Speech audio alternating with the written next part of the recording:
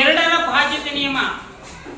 ಈ ಕೊಟ್ಟಿರ್ತಕ್ಕಂಥ ಯಾವುದೇ ಸಂಖ್ಯೆ ಎರಡರಿಂದ ಭಾಗ ಹೋಗತಿ ಅಥವಾ ಇಲ್ಲ ಅಂತ ಯಾವ್ದನ್ನ ತಿಳ್ಕೋಬೇಕು ಅನ್ನೋದನ್ನ ಬರಲಿ. ಎರಡರ ಭಾಜ್ಯತೆ ನಿಯಮ ನೋಡ್ರಿ, ಕೊಟ್ಟಿರ್ತಕ್ಕಂಥ ಸಂಖ್ಯೆಯ ಕೊನೆಯಲ್ಲಿ 0 ಅಥವಾ ಸಮ ಸಂಖ್ಯೆ ಬಂದ್ರ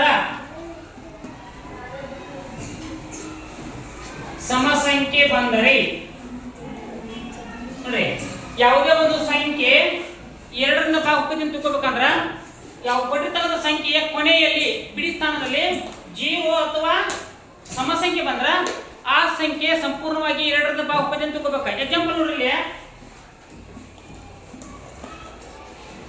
2424 ಐತೆ, ಬಿಡಿ ಸ್ಥಾನದಲ್ಲಿ ಯಾವ ಸಂಖ್ಯೆ ಐತಿ? 4 ಐತಿ.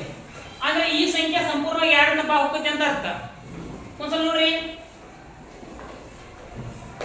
2 ಒಂದೇ 2, 2 ಒಂದೇ 2, 2 ಎರಡ್ಲೆ 4, 2 ಒಂದೇ 2, 2 ಎರಡ್ಲೆ 4 ಆಯ್ತಾ? ಈ ಸಂಖ್ಯೆ ಸಂಪೂರ್ಣವಾಗಿ ಭಾಗ ಹೋಗುತ್ತಾ?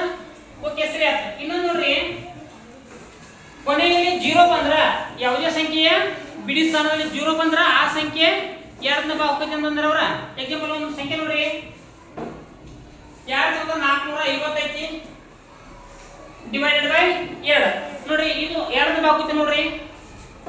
2 ಒಂದ್ಲೆ 2 ಒಂದ್ಲೆ 2 ಎರಡ್ಲೆ 4, 2 ಮುಖ್ಯ ಐದು ಬರಂಗಿಲ್ಲ, 2 ಎರಡ್ಲೆ 4, 2 ಇತ್ತು 1 ಇತ್ತು, 2 ಐತೆ 10 ನೋಡ್ರಿ.